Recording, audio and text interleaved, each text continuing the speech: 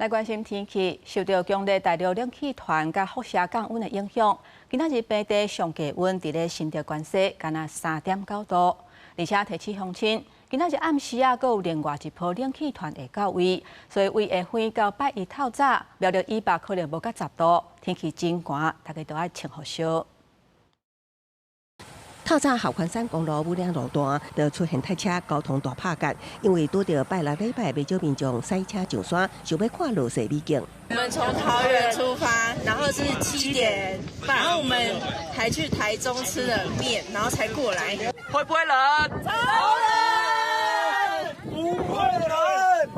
气象署表示，受到强烈大陆冷气团甲辐射冷却影响，拜六各地透早真冷，早起10点半，针对北北基点八县市发布低温特报。拜六平地上低温出现伫新竹县西只有3.9度，苗栗就叫5.2度，全台低温排名前100名，拢伫10度以下。台北市干道甲台湾大学车站低温也拢比10度低。气象署预告，拜六暗到后礼拜一透早，有望可能出现10度以下低温。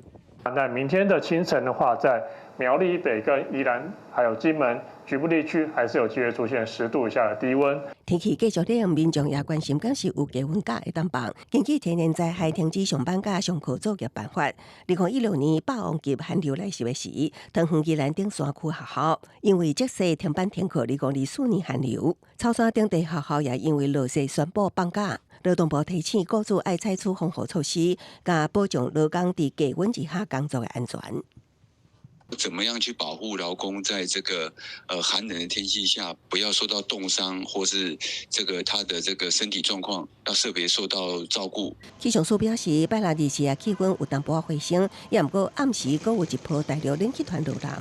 到时北部甲东北部天气偏冷，其他地区早暗也偏冷。若有水汽配合，后礼拜一暗到后礼拜二，中部以北3000公尺以上的高山有蓝山落雪机会。另外，菲律宾东方海面后礼拜六可能有热带扰动形成，也爱继续观察。公司新闻采访报道。